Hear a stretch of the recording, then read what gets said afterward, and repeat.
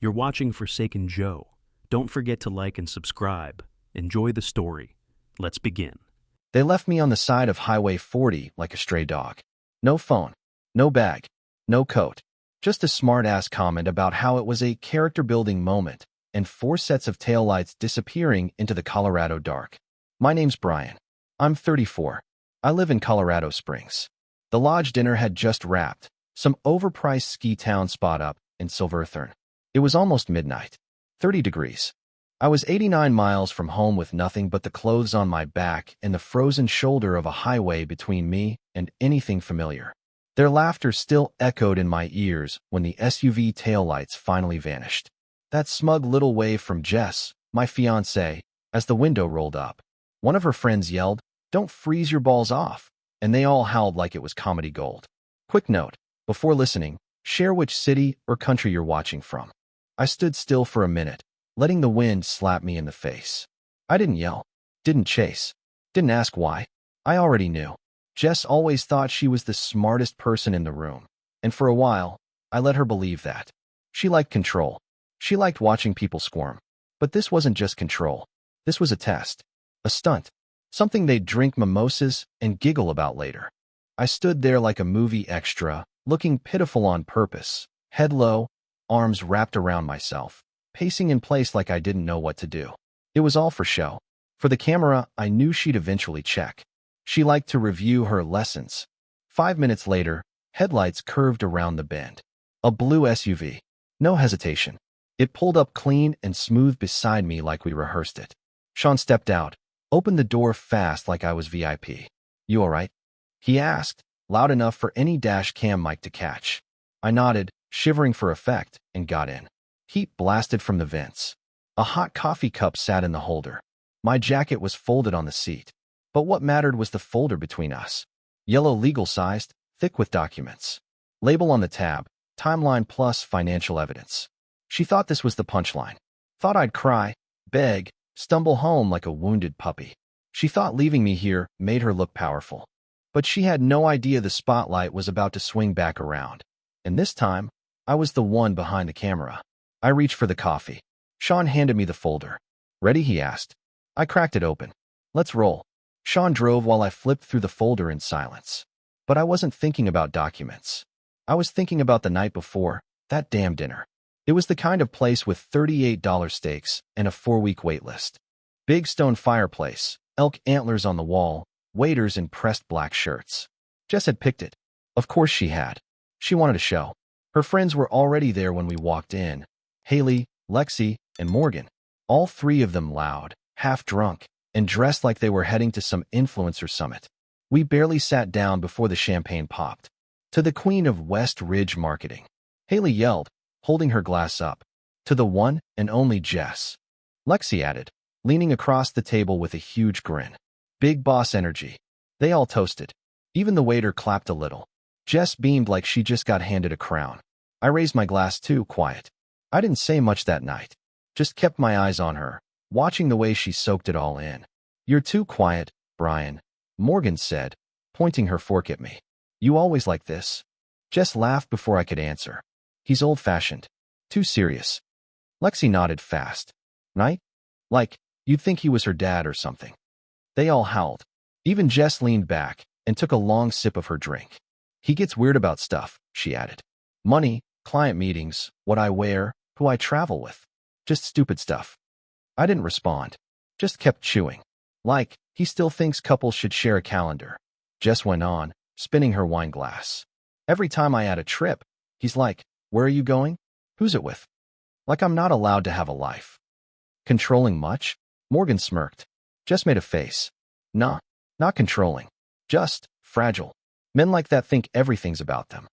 My jaw tightened a little. I cut into my steak slower, listening to them pile on. Haley leaned forward. "Honestly, you need to shake him up."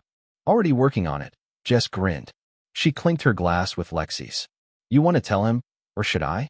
They looked at each other and burst out laughing. "Go ahead," Lexi said. "Let's hear it from the queen herself." Jess swirled her wine and locked eyes with me. Her smile was playful, but cold. "We were thinking," she said, drawing it out, "that maybe you could use a little survival experience." Haley coughed into her hand, trying not to laugh. Morgan covered her mouth like a teenager at a sleepover. You've gotten soft, Jess said. Always double-checking things, asking questions, playing detective. So tonight, after dinner, we're going to drop you off a little outside of town. Just for fun. I set my fork down, blinked once. We won't be far, she added quickly. It's not dangerous or anything. You'll be fine.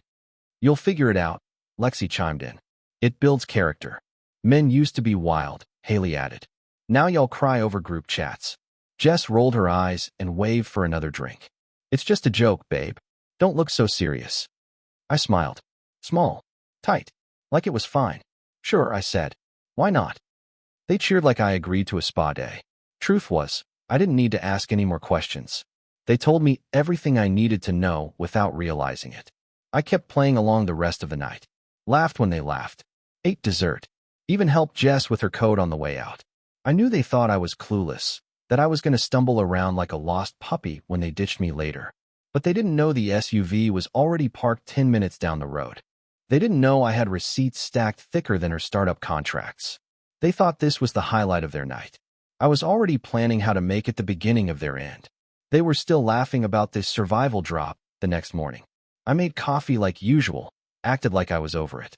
Jess tossed me a half smile and said, "You passed." Like I should be grateful. That afternoon, she asked me to fix her printer. She was on her laptop at the dining table, half-focused, swearing under her breath about an invoice she needed to print. "This thing hates me," she said, tapping the power button like that would solve anything. "Can you mess with it?" "Sure," I said. She got up to take a call outside. Left the laptop open. I wasn't snooping. Not at first. But the printer wasn't the issue. The file she tried to print was sitting right there. Event budget, final. PDF. I opened it. Looked clean.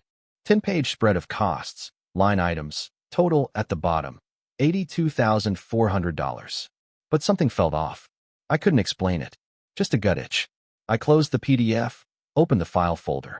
There was another version saved right above it. Same name, but the word approved tagged at the end. I opened that one.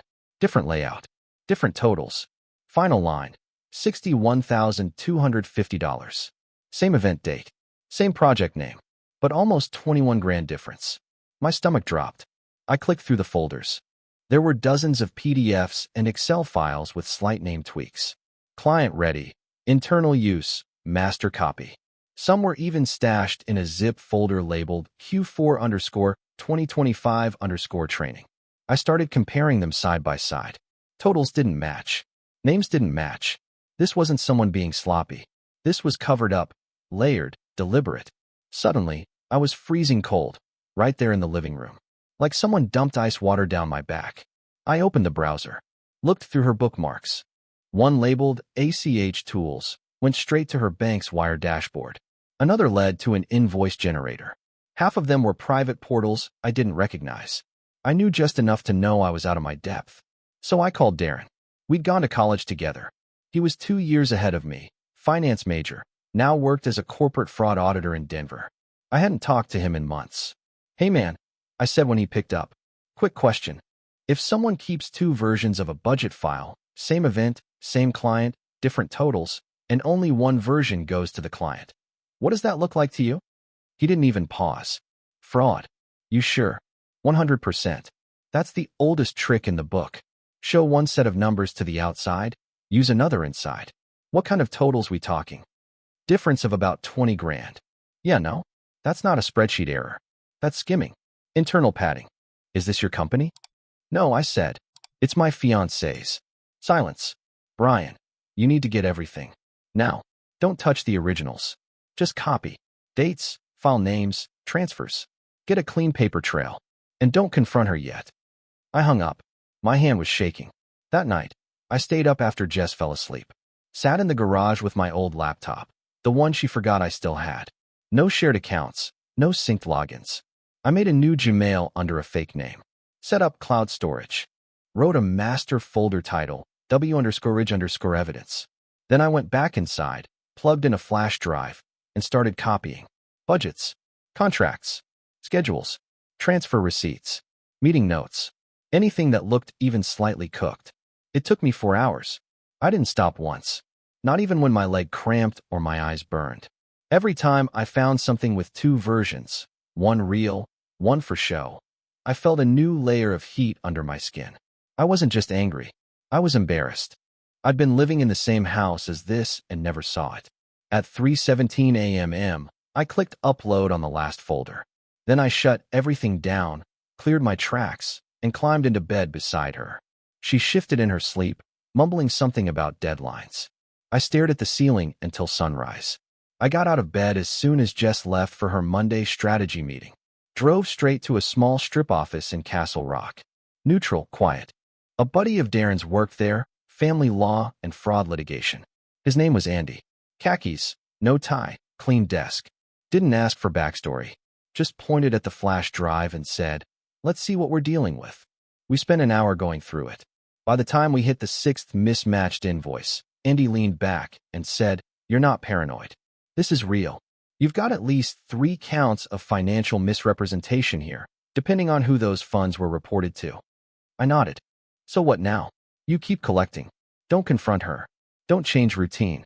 Don't get dramatic. Just build." We shook hands.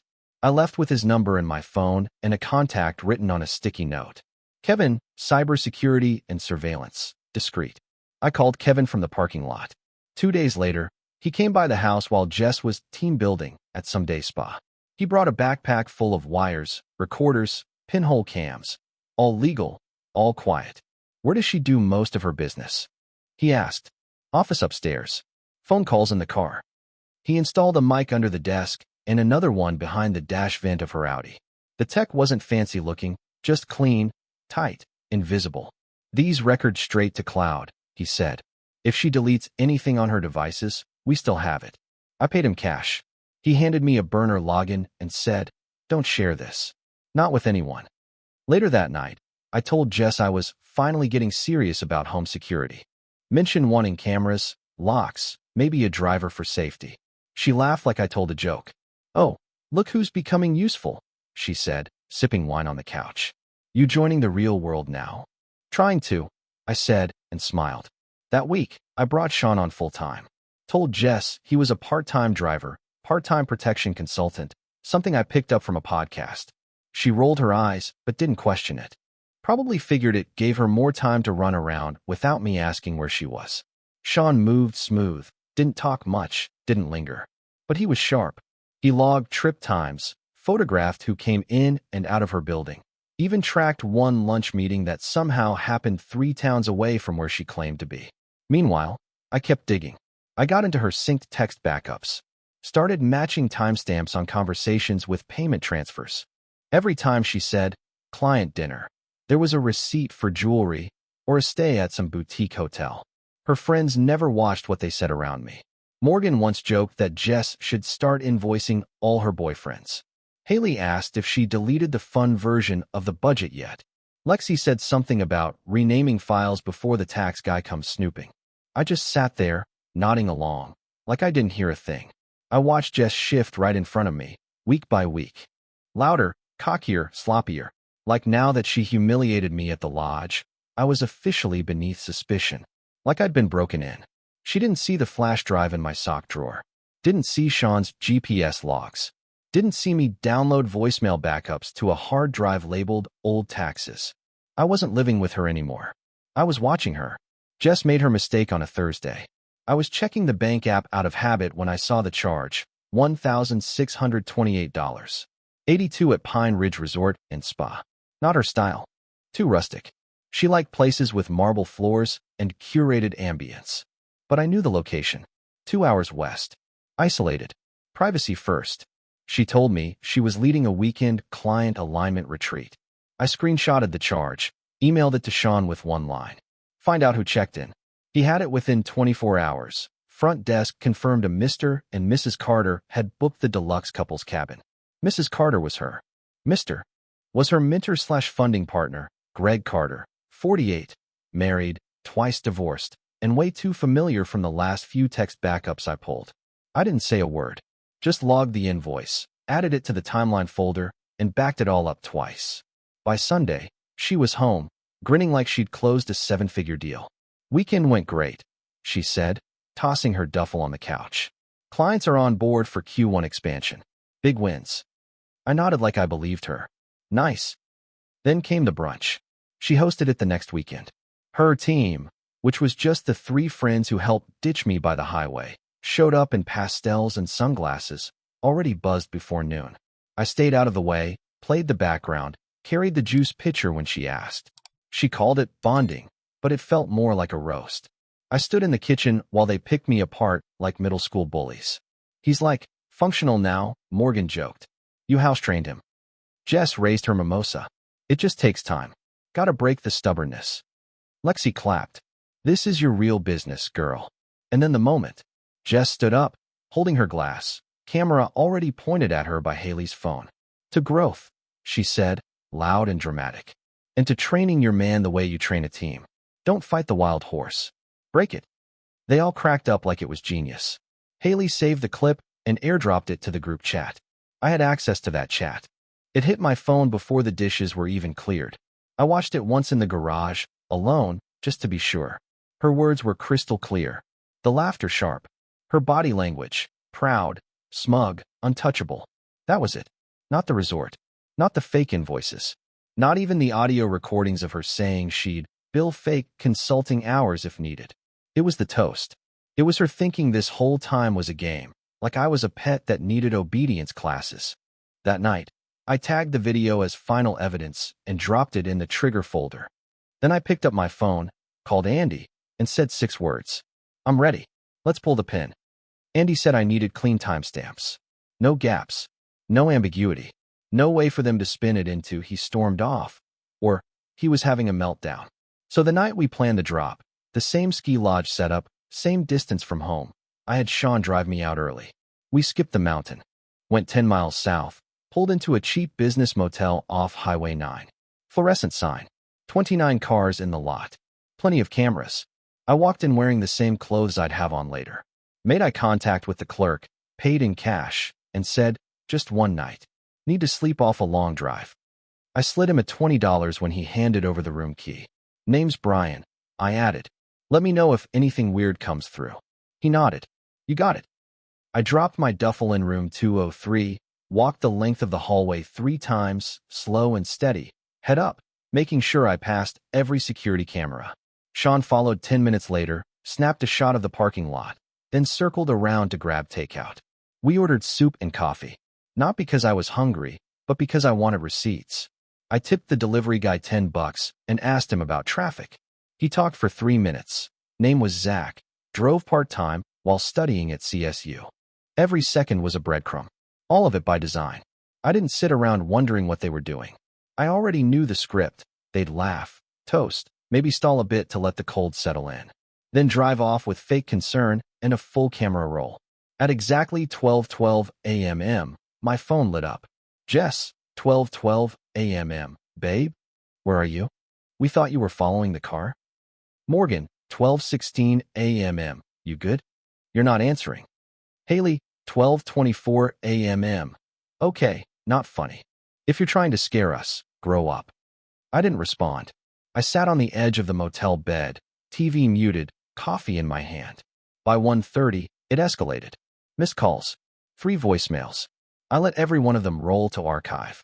At 2:47 a.m., Jess sent a new message. Seriously, where the hell are you? 10 minutes later, the kicker came in. Lexi, 2:58 a.m., sent a video clip. I opened it in the bathroom with the fan running. It was from the lodge parking lot. Shot in selfie mode. Jess and all 3 of them grinning, wind in their hair. Jess leaned into the camera and yelled, "It's character development, baby. He'll be fine." Morgan added, "Bet he's crying into a snowbank by now." They screamed laughing. Then the clip cut. I uploaded the video to my private drive, tagged it, post-abandonment evidence. By 3:05, the group chat fell silent. I went to bed at 3:10, slept 5 hours without dreaming. This wasn't a disappearance. It wasn't drama. It was a timeline. And every single step was documented. By 7:45 a.m., I was already at Andy's office. I walked in with a flash drive, a manila folder, and a cup of gas station coffee that I barely touched. My jaw was locked tight. No sleep in my eyes, just fire. Andy was waiting in the conference room. No small talk. You ready? He asked. I slid everything across the table, labeled, sorted, time-stamped. Physical printouts of the timeline, a spreadsheet of flagged transactions, and the full digital backup on Drive. Emergency asset control, I said. Fraud investigation. Emotional cruelty. Hit every angle. Andy scanned the docs fast, lips pressed together. You've done half the work already. This'll move. I don't want it to move, I said. I want it to hit. By 8:30, the paperwork was filed. My name was on every page. So was hers. Fraud under false corporate filings. Evidence of commingled personal funds. Emotional manipulation with digital proof. The brunch toast, the bank transfers, the cabin check-in. All laid out, bullet-pointed, notarized. At 9:40, the process server checked in. She's at a patio table. Mid-toast. Waitress just set the check down. 10 minutes later, served. No warning. No heads up. Just a man in a blue blazer walking up, handing her a white envelope and saying, "You've been named in a civil petition. You've been officially served." The server said she laughed at first, like it was a prank. Then she tried to pay the tab. Card declined. She asked the waitress to try it again. Declined again. Then she cried. Not out of guilt. Not out of remorse. She cried because her Chase Sapphire Preferred stopped working in front of her friends. By 10:15, the group chat lit up. I was still mirroring it from a clone device Sean had helped me set up months back. Morgan, what the hell is this? She just got served at brunch. Lexi, is this a real lawyer thing or like a warning? Haley, she's freaking out. I think he froze everything. Then came the best one. Lexi, 10:21 a.m. We were just trying to teach him a lesson. This is insane. Screenshotted. Saved. Tagged as admittance, intentional harm. Andy's office forwarded it straight to the assistant DA in Jefferson County, who'd already been looped in by Darren through back channels. The DA didn't laugh. He asked for a meeting. That afternoon, Jess's business accounts were flagged.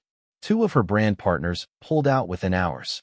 Her assistant, the one who'd been sending me quiet PDFs on the side, confirmed she'd been ordered to delete files labeled non-reportable expenses. She printed them instead. Sean delivered them straight to Andy's office. It was snowballing now. By 2 p.m., Andy said the court would grant a temporary freeze on all joint assets. By end of day, the house deed would be under legal review. Her name, her company, her face, all tangled up in a neat little rope I'd been braiding for months. And now it was tightening. I went home around 4 o'clock. Jess wasn't there. She was still spinning in circles, trying to figure out what just hit her. Her friends weren't answering anymore. Group chat was dead silent. No more gifts. No more jokes. The only message that came in after 5 p.m. was from an unknown number. No name. Just one sentence. We didn't mean for this to go that far. I didn't answer. Because it did. And now we were just getting started. Court was set for 9 a.m. at the Jefferson County Courthouse, civil motions docket. I got there early. Wore the only blazer I owned. Tie loose, hair clean. Didn't bring anyone. Didn't need to. Jess walked in at 8:58 on the dot, heels sharp, jaw set. Her lawyer followed behind. Tan, expensive, probably billed by the hour and the compliment. She didn't look at me. Not once. Andy leaned in and said, "Stick to the facts. Don't flinch." I didn't. Her side went first. They stood up, all confidence in theater. Said this whole thing was a relationship matter twisted into a legal dispute. Said I was an emotionally reactive fiancé with access to passwords. Called it sensitive domestic tension. The judge blinked slowly. Asked for evidence. Andy stood. Calm. Opened the folder, clicked a remote. First slide, screenshots. Financial transfers, side-by-side budget mismatches. Emails sent from 3 different consulting accounts, all routed back to Jess's IP address. Second, the Pine Ridge invoice. 2 nights, deluxe cabin. Guest names, Greg and Jessica Carter. Signed in as husband and wife. Timestamped and verified by front desk affidavit. Her lawyer interrupted. Said business travel isn't a crime. Andy just nodded and moved on. Next was the audio. He hit play. There it was, Jess's voice, crisp and clear, laughing into her phone while driving. He'll be fine. Let him walk it off. It builds character. No edits. No cuts. Just her. Smug, calm, deliberate. The courtroom went dead silent. Judge leaned forward. "That's you, Ms. Winslow?" Jess didn't answer. Andy looked back at me and gave a quick nod. I stood up. "Your Honor, we'd like to call a witness." The judge motioned. "Proceed." The back doors opened. Her assistant walked in, Ava. Late 20s, black slacks, messenger bag over one shoulder. She didn't look at Jess. Took the stand, hand on the Bible, voice steady. "I was instructed to delete multiple documents labeled consulting drafts," she said. "Instead, I archived them." Andy handed her a folder. She opened it.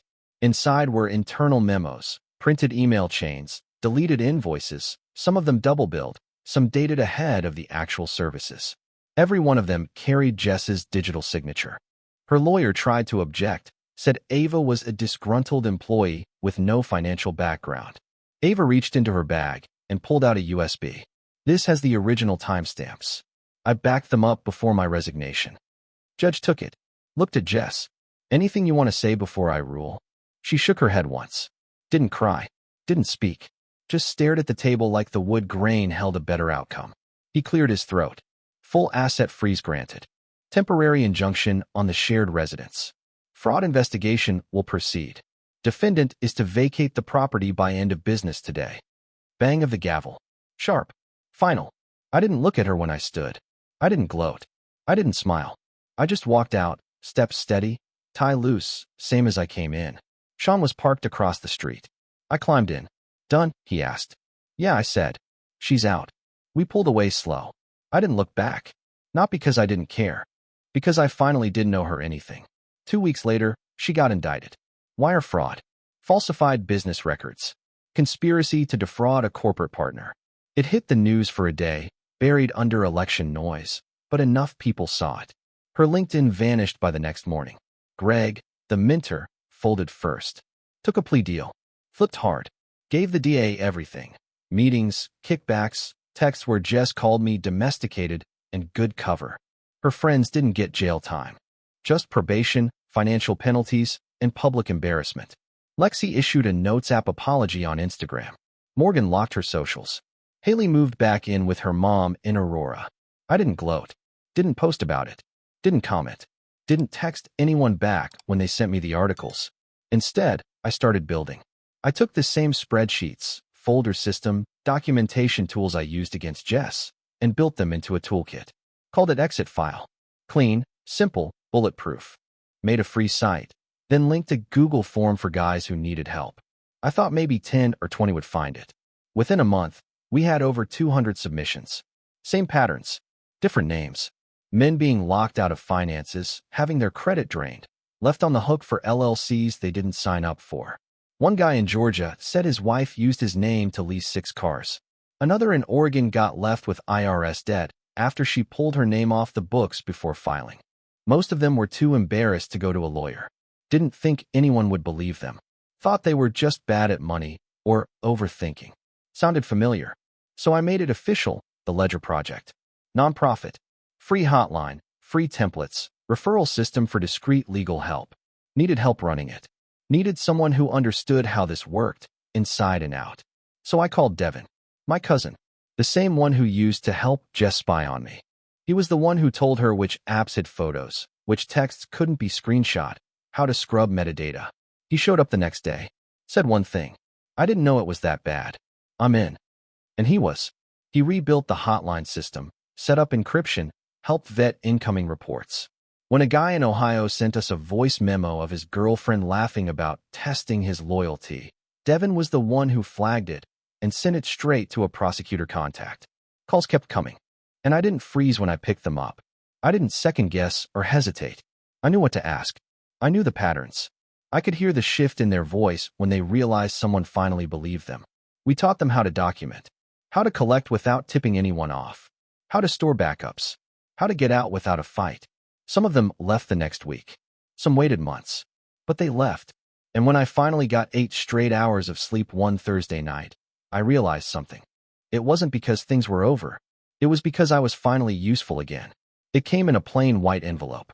No return address. Just my name, handwritten, like it meant something. Inside was a 3-page letter. The paper smelled like whatever passes for soap in prison. Her handwriting looked the same, Loopy, sharp at the edges. First line punched like always. You did this because you couldn't handle being outshined. I read the whole thing once, standing in the break room at the Ledger Project. No salutation. No apology. Just page after page of blame. I was insecure. I was threatened. I made her feel trapped. I ruined everything because I couldn't handle a woman with power. She ended it with this. Maybe now you've learned your place. I didn't throw it away. I walked it straight to Devin's desk, held it up, and said, "Frame it." He raised an eyebrow. Dead serious? Top and center. In the office. I level. It hangs on the wall now, between the hotline number and the printout of our first IRS approval notice. People ask about it. I tell them it's a trophy. Not for revenge. Not for ego. For clarity. Last Saturday, I had to drive up north for a donor meeting. Took the long way back. Route 40. I didn't plan to. Just turned the wheel and followed the road. Hit that stretch near Silverthorne around dusk. The spot where they left me looked smaller than I remembered. Just a ditch and a patch of gravel. I slowed down. Rolled the window down. Let the wind cut across my face, just for a second. No anger. No bitterness. Just silence. That night used to live in my chest like a ticking bomb. Now it was just a marker on the map. A place I passed through. Nothing more. I used to think the worst day of my life was standing there, 89 miles from home, while they laughed and drove off like it was nothing. But that wasn't the end. That was the door. She didn't teach me a lesson. I taught myself to leave. Have you ever had someone try to teach you a lesson, and it backfired on them? Drop your story in the comments. We want to hear it. And if this hit home, like and subscribe for more real stories.